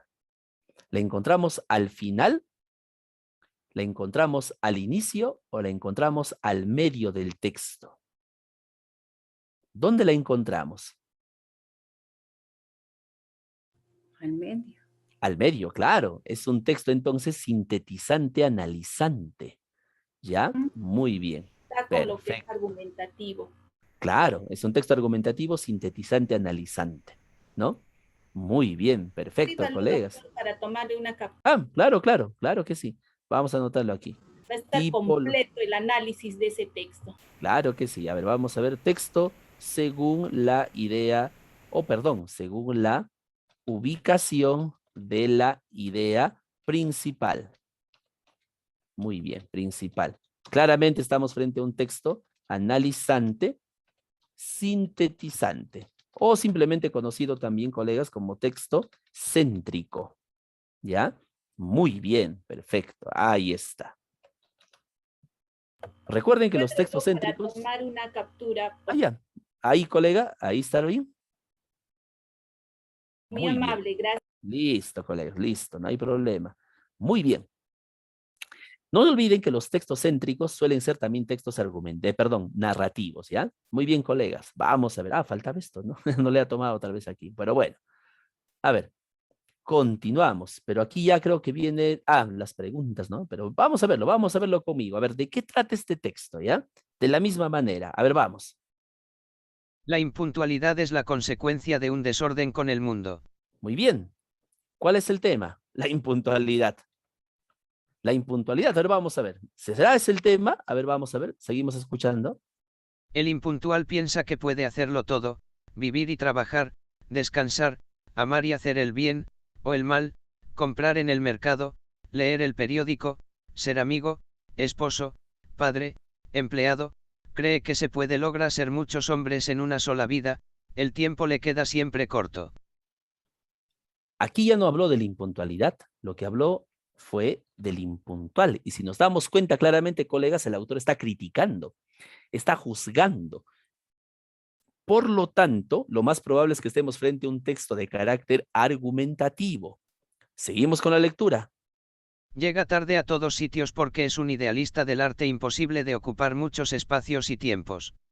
Lo que básicamente está criticando el autor es esto, que el impuntual cree que puede ocupar o cree que puede concebir el arte imposible de ocupar muchos espacios y tiempos. Quiere decir que puede hacerlo todo a la vez.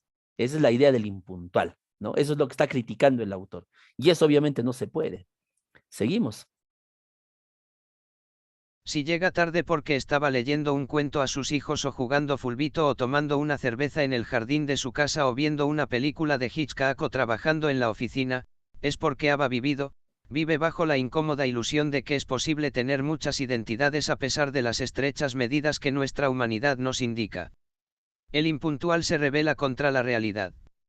Tiene el anhelo de la multiplicidad, de la variedad, de la riqueza. Es un frustrado permanente. Muy bien, miren esta conclusión, miren, ya.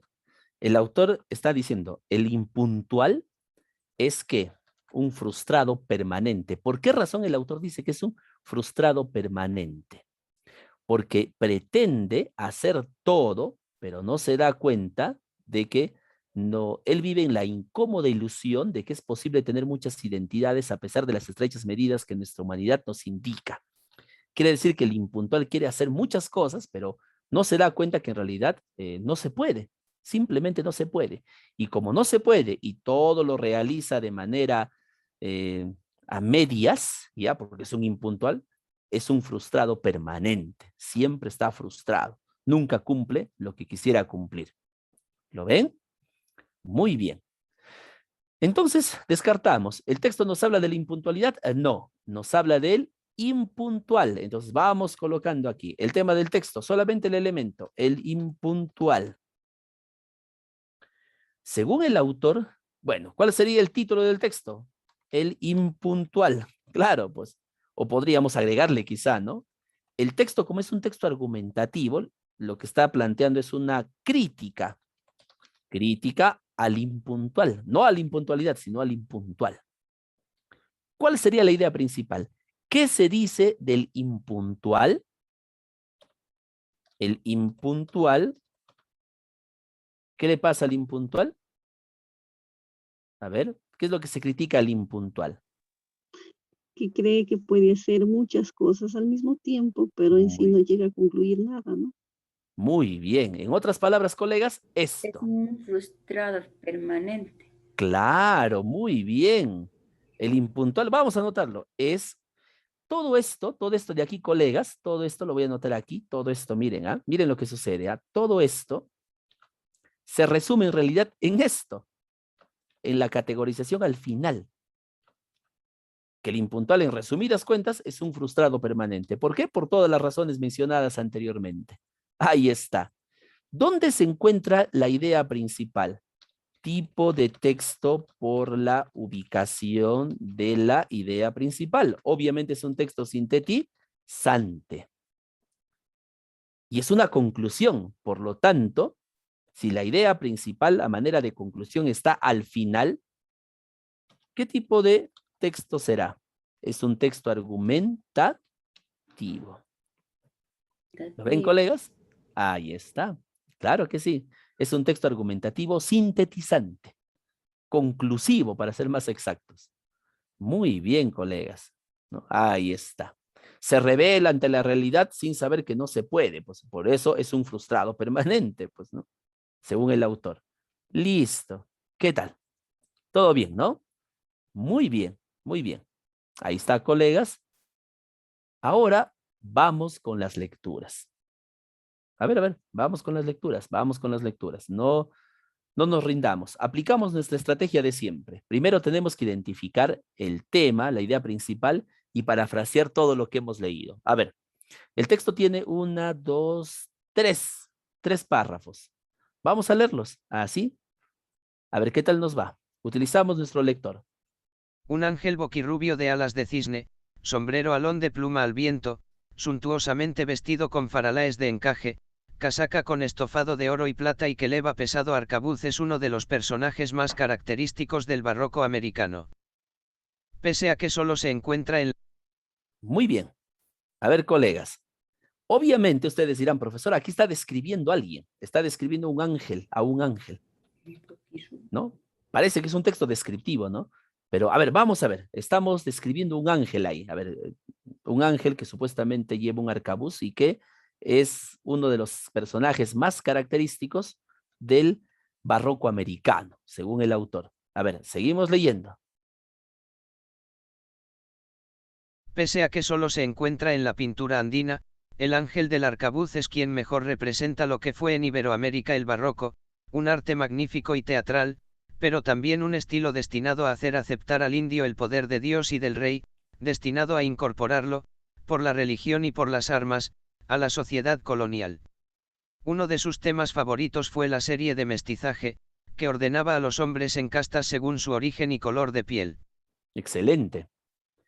Aquí nos sigue hablando de la importancia de ese ángel, ahora que ya sabemos que es el ángel del arcabuz, para el barroco en Iberoamérica. Para el barroco en Iberoamérica. ¿Para qué sirvió? Para dar a conocer, para que el indio aceptara, aquí lo dice, aceptar el poder de Dios y del rey. O sea, según el autor, este ángel del arcabuz, que fue el representante del barroco en Iberoamérica, fue utilizado para que el indio aceptara el poder de Dios y también del rey. ¿No es cierto? Y también, como ustedes se pueden dar cuenta, indicar el orden de razas, de castas, de color de piel, de acuerdo al origen. ¿Cuál es el tema hasta aquí? Ha comenzado con un texto de carácter descriptivo, pero luego ha pasado a ser un texto de carácter expositivo con ciertos tisnes o tintes argumentativos. Pero seguimos leyendo. A ver, vamos a ver qué encontramos. Hasta ahora sabemos que el tema gira en torno a ese ángel y el barroco. En América, el barroco se hace identidad y marca al individuo y a la historia con una referencia indeleble. Si se dan cuenta, colegas, otra vez vuelve el barroco. Y el autor está afirmando algo. Claramente estamos frente a un texto de carácter argumentativo. Sigo leyendo. Todavía hay hoy numerosos escritores latinoamericanos que se siguen considerando barrocos. En realidad, el barroco es el arte del Nuevo Mundo. La mezcla de lo ibérico, que ya tenía lo árabe atravesado, con lo indio y lo negro le prestó modalidades particulares, creando un estilo propio que algunos han llamado indio-hispano, otros criollo, otros mestizo. Muy bien. Entonces, claramente el texto nos habla no necesariamente del ángel boquirrubio, sino nos habla de ¿qué? Del barroco. El tema, estimados colegas, gira en torno al tema del barroco y de ese arte como tal, ¿no? No del ángel, parecía al inicio, ¿no? Parecía que nos hablara del ángel, pero después el ángel ha servido solamente como pretexto para hablar barroco, barroco, barroco, barroco. Pregunta en la 1. Indique el tema de la lectura. ¿Cuáles, colegas? Seguramente rápido están pensando, todos tienen barroco. A ver.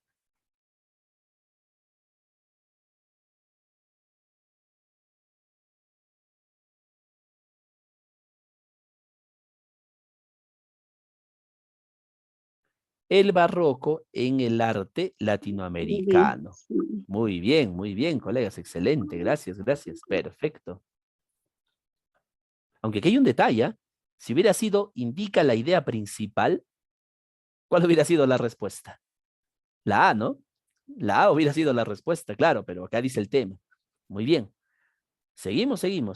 A ver, vamos a ver. Hay que cuidar mucho eso. ¿Ven, colegas? ¿Qué tal si hubiera aparecido? Indica la idea principal. Entonces, hay que tener mucho cuidadito, colegas. Vamos con la 2. No es parte de la descripción del ángel del arcabuz. Aquí tenemos que consultar simplemente. A ver, pero de acuerdo a lo que ustedes ven, a ver, lleva un sombrero de ala grande. A ver, vamos a ver. Dice que lleva un sombrero alón. Sí, alón significa que es de ala grande. Pues alón, ¿no? Ala grande. Lleva plata y oro en sus prendas. A ver, vamos a ver.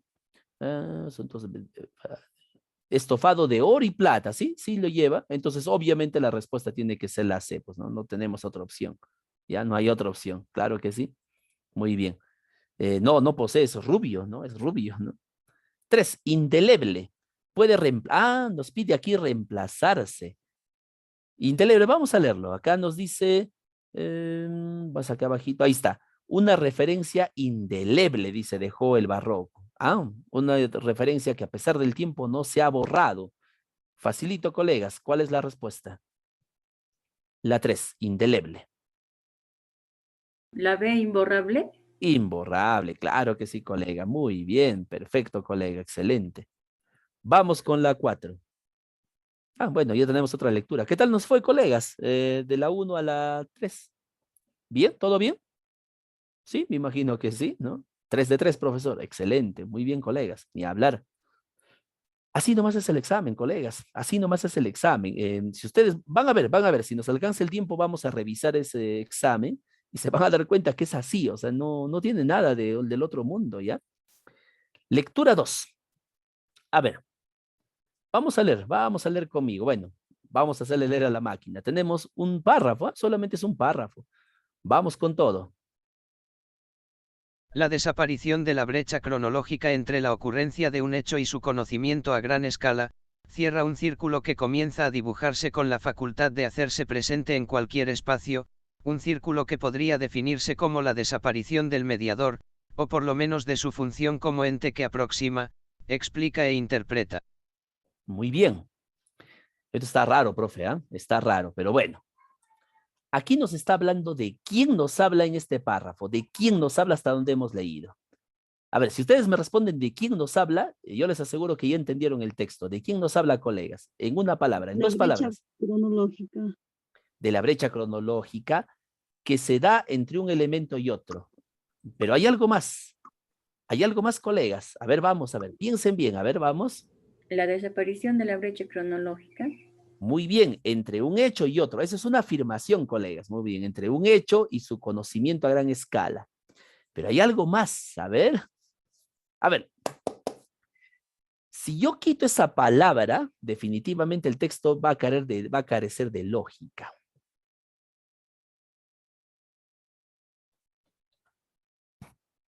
El texto nos habla sobre el mediador. El autor habla de todo esto como una especie de introducción para hablarnos del mediador. A ver, les explico para que lo entiendan bien este texto, para que entiendan bien este texto, colegas. El texto menciona que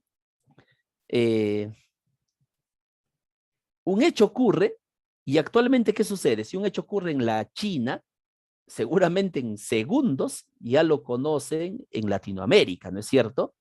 ¿Por qué? Porque ya no hay mediadores que nos digan o que se encarguen de transmitirnos esa información. Por lo tanto, lean conmigo la primera línea, ha desaparecido la brecha cronológica entre un hecho que ocurre y el conocimiento de todas las cosas a gran escala. Eso ha hecho que el mediador, ¿qué le pase al mediador? Junto con la desaparición de esa brecha cronológica, ¿qué es lo que le ha pasado al mediador? También está desapareciendo. Claro. El mediador, ¿qué hacía, colegas? El mediador lo que hacía era aproximar, explicar e interpretar el suceso. Pero como ya todo el mundo ahora puede conocer lo que sucede en Tailandia en segundos nada más, su función desaparece. Seguimos leyendo, seguimos leyendo. A ver, vamos a ver. La actualización de las potencialidades medials lo ha despojado de su posición de privilegio. Muy bien, si se dan cuenta, siguen hablando de quién, del mediador. Sigo leyendo. Su antigua situación es ¿De quién? El mediador. ¿Ven? Es la idea que más se repite. Sigo leyendo. ahora la de todos los receptores. No resta, por lo tanto, más que el medio, de cuya innegable gravitación en el mensaje estamos cada vez menos conscientes, precisamente porque ya no hay un mediador que no los recuerde. Otra vez se repite la palabra mediador. Bien, ven, colegas, es el tema. Mediador, mediador, mediador, mediador. Hemos sido puestos de improviso frente a los otros y sus historias. En otras palabras, si hemos sido puestos de improviso frente a los otros y sus historias, quiere decir que nosotros también somos mediadores. Eso es lo que está diciendo ahí. Somos también mediadores. Muy bien. Ya sé que el tema central gira en torno al mediador y cómo este mediador ha ido desapareciendo. ¿Cuál sería la respuesta en la 4? La B. Muy bien, colega. Excelente. Excelente. ¿Ve? Es facilito, ¿no? Claro que sí. Muy bien, colegas. Ni hablar, ¿eh? Vamos con la 5. Según el texto, el medio en la comunicación. Ah, el mediador en la comunicación. ¿Qué es lo que pasa con el medio en la comunicación? A ver, según el texto, vamos a leerlo, porque esta es una pregunta literal. No resta, por lo tanto, más que el medio, cuya innegable gravitación en el mensaje estamos cada vez más consciente, precisamente porque ya no hay un mediador que los recuerde. Ah, ¿eso qué significa, colegas, en la 5? ¿Qué pasa con el medio? Como no hay mediador, lo que sucede, la A nos dice la colega, ¿ven? Explica la ocurrencia. Ya no, pues ya no, colegas, porque el medio ya no hay el medio. Lo que hace simplemente, como ya no hay medio como tal, claro, la C, ¿no es decir? La C, colegas, actualiza el conocimiento a gran escala. ¿A qué se refiere con eso, profesor? Quiere decir que como ya no hay un medio, como ese medio ha desaparecido como tal, simplemente todos somos mediadores, de tal suerte que el conocimiento pasa del hecho al conocimiento a gran escala. O sea, no hay un filtro, ¿ya? No hay un filtro, ¿me entienden, colegas? Por eso actualiza el conocimiento a gran escala, de manera directa, directa. Muy bien. Vamos con la 6. A ver, ¿qué nos dice la 6? ¿Cuál o cuáles son afirmaciones? La 5 sería una pregunta inferencial en todo caso, ¿no? Claro que sí, colega. Muy bien, es una pregunta inferencial. Por eso ha sido un poco complicadita, creo, ¿no? Vamos, pero seguimos, vamos, no hay que desmayar en el intento.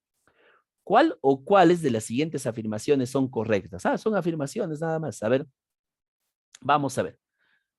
Los medios de comunicación se hacen presentes, ahí debe ser presentes, en cualquier caso. Sí, claro, pues ya no hay mediador, ¿no? En todos lados están, todos somos comunicación, ¿no? Por eso conocemos todo lo que pasa. Una de las funciones del mediador es la de interpretar los mensajes. A ver, vamos a ver. Sí, aquí dice aproxima, explica e interpreta, ¿sí? ¿Es cierto? ¿Y el mediador y el receptor son los mismos individuos? Ahora sí. Claro, pues nos hemos vuelto todos mediadores, ¿no? Y receptores al mismo tiempo. ¿Cuál es la respuesta? La C. Muy bien, colegas. Perfecto, perfecto. Muy bien, ¿ah? Muy bien. Vamos con la lectura 3. ¿Qué tal nos fue? Fallamos la 5 quizá, ¿no? Estaba un poco complicada la pregunta. ¿Sí? Ya, no se preocupe, no se preocupe. Lo curioso del examen es que si ustedes fallaran todas las preguntas de inferencia, estimados colegas, igual pasarían la valla. Igual la pasarían. ¿Ya? Así que no es que no se preocupen, pero marquen sin miedo y traten de asegurar la repregunta, ¿ya? Vamos. Ah, lectura 3, pero en este caso es una imagen. Ah, muy pequeño, muy pequeño. Ya, a ver, vamos a ver. Lectura 3. Dice, ¿por qué los adolescentes duermen mucho? Muy bien, tenemos una imagen, un adolescente que está irritada, que está deprimida, que está cansada. La melatonina ayuda a conciliar el sueño. Los adolescentes la liberan 2 horas más tarde que adultos y niños. Lo que desfasa su reloj biológico. Ah, tiene que ver con la idea de que la melatonina es liberada, pero 2 horas más tarde, ¿no? Por eso el reloj biológico de los adolescentes no encaja. Y provoca los cambios de humor drástico, pues, ¿no? Justamente esa melatonina. Por eso necesitan dormir más. Por eso nuestros muchachos adolescentes duermen más, pues, ¿no? Muy bien. A ver, vamos con las preguntas de frente. Pregunta de condición supuesta o también conocida como pregunta, es una pregunta de inferencia, pregunta de condición supuesta. A ver, si la melatonina se liberara en los adolescentes al mismo tiempo que en los adultos, obviamente su sueño no se desfasaría, o sea, no dormiría 2 horas más tarde que adultos y adolescentes y niños. Eso es obvio, ¿no? Es probable que, ¿qué pasaría entonces con los adolescentes? Que no tendrían un sueño tan irregular y todo su sueño estaría bien reguladito, ¿no? Muy bien, a ver, claro. Claro que sí, colegas. Facilito, es la C. 8. La irregularidad de la melatonina en los adolescentes, ¿qué provoca? Bueno, entre otras cosas que, a ver, vamos a ver qué provoca. Cambios de humor drástico. Muy bien, cambios de humor drástico. Muy bien, colegas. Creo que está muy fácil, ¿ah? Pero así es en el examen, ¿ah? Así es en el examen, igualito, colegas. 9. El término desfasa. A ver, vamos a ver. Dice aquí, lo que desfasa su ciclo, su reloj biológico. Ah, lo que desfasa su reloj biológico. ¿Cuál sería? Lo cambia, ¿no? Lo cambia, lo altera. Muy bien, lo altera. Excelente. Las imágenes que muestran, a ver, ¿qué muestran aquí? Ahí está, es la misma adolescente, pero en 3 momentos, ¿no? Ya. Las imágenes que muestran. Bueno, como no ha dormido, está cansada la adolescente, sus cambios de humor drástico. Claro, ahí está, muy bien, colegas. Excelente, perfecto. Listo. ¿Qué tal nos fue? Por cierto, la 10 es una pregunta inferencial. ¿Ya? Es una pregunta inferencial. Sí, también la 9 es inferencial. ¿Qué tal? ¿Todo bien? Muy bien, colegas. Muy bien, estamos muy bien, muy bien. Tipo de texto, doctor. Este es un texto discontinuo de carácter expositivo. ¿Ya? La información que nos brinda aquí es claramente expositiva, informativa, pero es un texto de forma discontinua, ya que es una imagen, ¿no? Exactamente es una infografía, para ser más precisos. Muy bien. Ahí está la fuente, miren. Perfecto. Muy bien. Vamos con la lectura 4. A ver, conmigo. A ver, por la forma nos damos cuenta rápidamente que es un texto narrativo, colegas. ¿O no? ¿No? Nos damos cuenta rapidito, es un texto narrativo. A ver, vamos a leerlo. Bueno, vamos a dejar que la máquina lo lea. En un oasis escondido entre los más lejanos paisajes del desierto, se encontraba el viejo Eliau de rodillas, a un costado de algunas palmeras datileras. Su vecino Hakim, el acaudalado mercader, se detuvo en el oasis a abrevar sus camellos y vio a Eliau transpirando, mientras parecía cavar en la arena. ¿Qué tal, anciano? La paz sea contigo. Contigo, contestó Eliau sin dejar su tarea. ¿Qué haces aquí, con esta temperatura, y esa pala en las manos? Siembro, contestó el viejo. ¿Qué siembras aquí, Eliau? Dátiles, respondió Eliau mientras señalaba a su alrededor el palmar. Dátiles. Repitió el recién llegado, y cerró los ojos como quien escucha la mayor estupidez. El calor te ha dañado el cerebro, querido amigo, ven, deja esa tarea y vamos a la tienda a beber una copa de licor. No, debo terminar la siembra. Luego si quieres, beberemos. Dime, amigo, ¿cuántos años tienes? No sé, 60, 70, 80, no sé, lo he olvidado, pero eso, ¿qué importa? Mira, amigo, los datileros tardan más de 50 años en crecer y recién después de ser palmeras adultas están en condiciones de dar frutos. Yo no estoy deseándote el mal y lo sabes, ojalá vivas hasta los 101 años, pero tú sabes que difícilmente puedas llegar a cosechar algo de lo que hoy siembras. Deja eso y ven conmigo. Mira, Hakim, yo comí los dátiles que otro sembró, otro que tampoco soñó con probar esos dátiles. Yo siembro hoy, para que otros puedan comer mañana los dátiles que hoy planto, y aunque solo fuera en honor de aquel desconocido, vale la pena terminar mi tarea. Me has dado una gran lección, Eliau, déjame que te pague con una bolsa de monedas esta enseñanza que hoy me diste, y diciendo esto, Hakim le puso en la mano al viejo una bolsa de cuero. Te agradezco tus monedas, amigo. Ya ves, a veces pasa esto, tú me pronosticabas que no llegaría a cosechar lo que sembrara. Parecía cierto y sin embargo, mira, todavía no terminó de sembrar y ya coseché una bolsa de monedas y la gratitud de un amigo. Muy bien, excelente. Hemos leído el texto narrativo, ¿no? De manera continua para justamente poder enfocarnos bien en el tema. Hay una lección en un texto, en los textos narrativos que nos da el ministerio, estimados colegas, siempre hay un mensaje. Ya siempre, siempre. Esa es la idea, igual que en este caso. Así que vamos de frente a las preguntas. A ver, 11. Se puede deducir que la actitud inicial de Hakim se debe a ver, ¿quién era Hakim? Hakim era el que llegó, ¿no? El que llegó un acaudalado mercader, dice, ¿no? Que tenía plata, ¿no? Y cuando ve que estaba sembrando dátiles, simplemente se burla de él. Muy bien, entonces, ¿qué podemos deducir de su actitud? A ver, colegas, ¿cuál sería en la 1? En la 11, perdón. La riqueza que poseía convirtiéndolo en una persona soberbia y egoísta. Claro, ¿no? Por eso es lo que le dice, te ha quemado el cerebro, le dice, ¿no? En la 11, muy bien. 12, un resumen adecuado del último párrafo, aquí, de este último párrafo, ¿ya? Cuando le dice, te agradezco, mira que yo pensé que no iba a cosechar nada, pero al final ya estoy cosechando el dinero que me has dado y la gratitud de tu persona, ¿no? De un amigo, le dice. ¿Cuál será en la 12 el mejor resumen de este texto? ¿Le reprocha sus ideas? No, no le reprocha. No, no le reprocha, ¿no? A ver, la B. Le agradece, muy bien, hay agradecimiento, puede ser la C también. Pronóstico fallido. Recordar lo pronosticado, puede ser, los dos como que encajan, ¿no? Acertar el pronóstico, contradecir es la C, colegas. ¿Por qué es la C? Porque en el texto dice, mira, tú me habías pronosticado una cosa que no iba a ganar nada, pero ya gané, así que te contradije el pronóstico que me diste. Muy bien, es la C. Listo, colegas, vamos, seguimos. 13.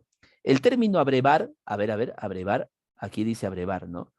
Se detuvo en el oasis a abrevar sus camellos. Ajá. ¿Cuál será la respuesta en la 13, colegas? Abrevar sus camellos. Claro, bebían agua, ¿no? Bebían agua, es lo más lógico. ¿Qué más? Claro, colegas, ¿qué más van a hacer en un oasis, ¿no? En un desierto. Los camellos. Muy bien. 14. Hakim piensa que Eliaú está mal de la cabeza. ¿Por qué razón? A ver, vamos a leerlo. Aquí le dice, estás mal de la cabeza, amigo, ¿no? El calor te ha dañado el cerebro, le dice. Ah, por el calor, ¿ah? Por el calor. ¿Cuál será en la 14? Ahí está.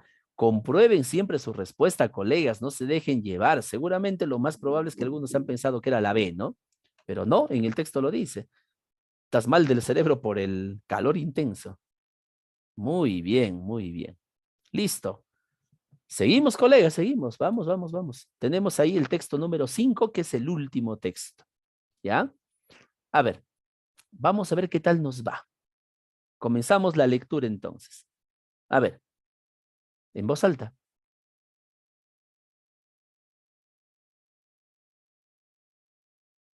A ver, ¿qué pasó?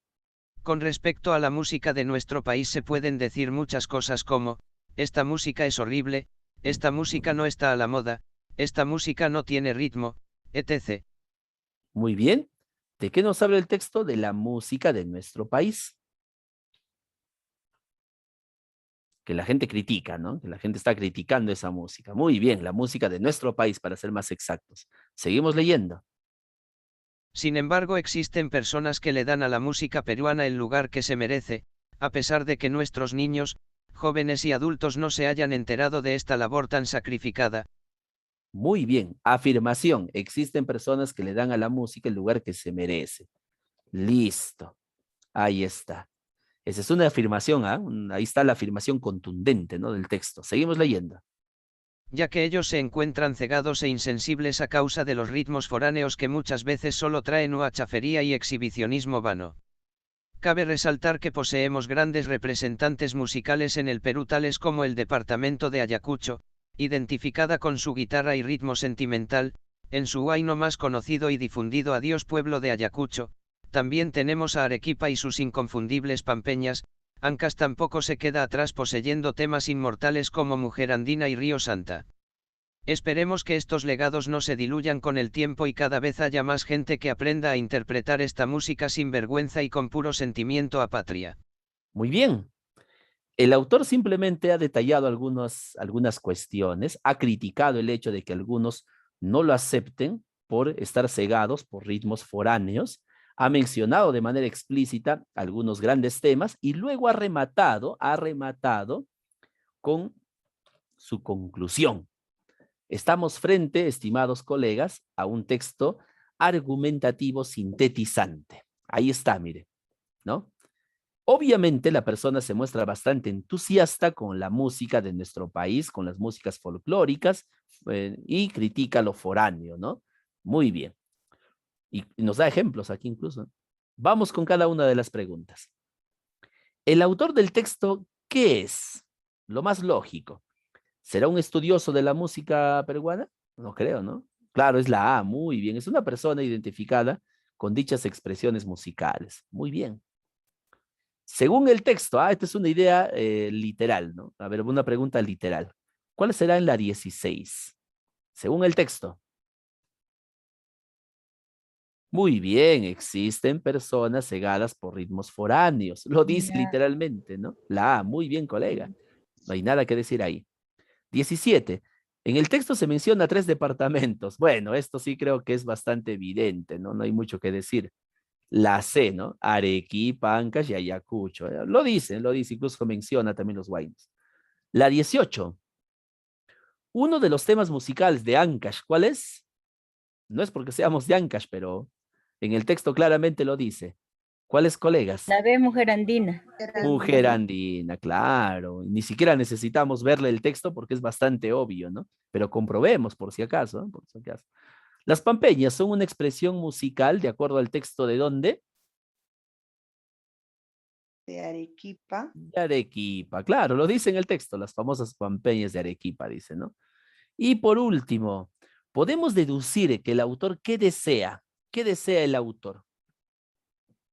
Bueno, si es un entusiasta de las músicas folclóricas, obviamente lo que quiere es que nosotros, claro, querramos y respetemos muchísimo más nuestra música, ¿no? Muy bien.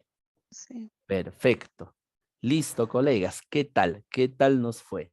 Bueno, creo que esta ha sido demasiado fácil, ¿no? Más o menos como vendría en el examen, más o menos como nos va a venir en el examen, ya así con ese nivel, ¿no? Muy bien, sencillísimo, colegas. Bueno, me hubiera gustado revisar con ustedes el texto que les había ofrecido, pero lamentablemente el tiempo ha sido bastante corto, ya bueno, ya nos ganó en realidad el tiempo, ¿no? Porque es un texto bastante largo. Son varios textos. Les voy a mostrar para que lo tengan en cuenta, ¿ya? A ver un momentito, por favor, para que lo tengan en cuenta. Bueno, ya lo perdí por ahí, por ahí lo tenía. A ver, vamos a ver, ¿dónde está? Ah, aquí está, aquí está.